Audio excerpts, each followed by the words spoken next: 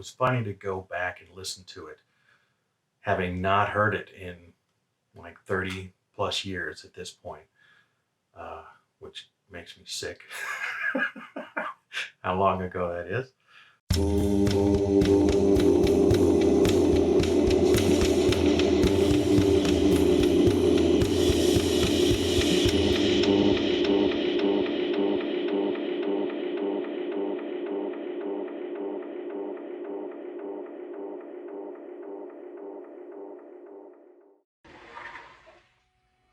Hello VC, Plastic Eric here, Plastic Sandwich Cult, here for another amazing edition of Collection Connection. The game is just an excuse to talk about music.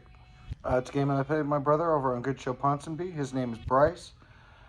Every Monday I do my pick based on what he picked, and then he bases his pick on what I picked. And it's like a chain, you just find a little connection. It's like, and it has to be in your collections. Hence, Collection Connection. So, the last thing that my brother showed was Remembrance Days by the Dream Academy. I found that album to be very interesting. He pretty much was able to describe the way that it came out, as far as it's a very apropos name for that band. Every time I sat down to just listen to that album, I dozed off. That's not to say that it's a bad album, that I thought it was boring. It's a very relaxing album. It kind of lulls you.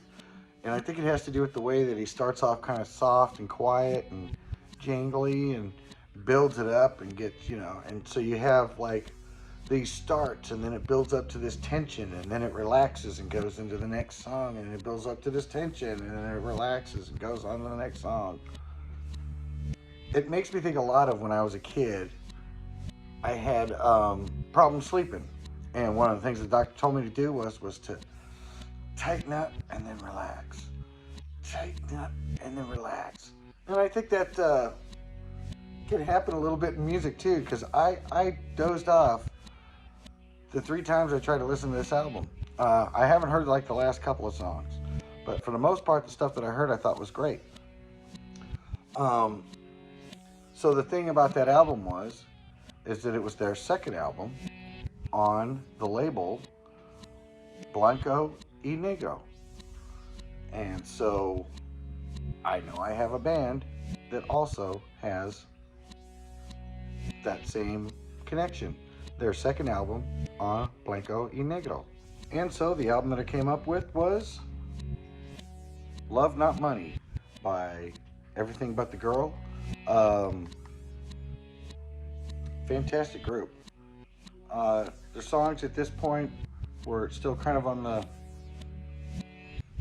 folky, jangly, Smith sounding kind of tunes to them. They sound like older tunes about modern times.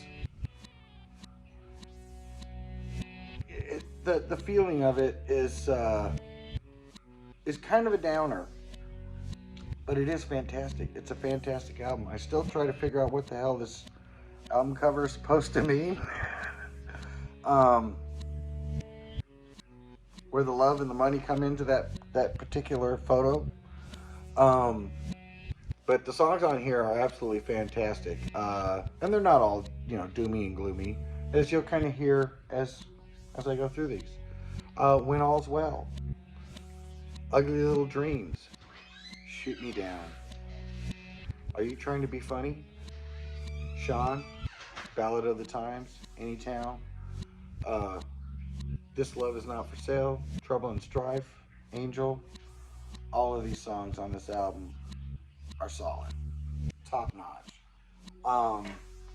So if you ever get a chance, this is an old 80s album, very English, but still has like an adult contemporary sound to it, and I just love it. The album after this one is absolutely fantastic as well. I'm not familiar with the album before this one, but yeah, if you ever see this, check it out. It's pretty good. So with that, I see I'm using up my time here, and I'm using up your time. So, to save everybody some time, I'm just going to say it's not just about the music. Bye.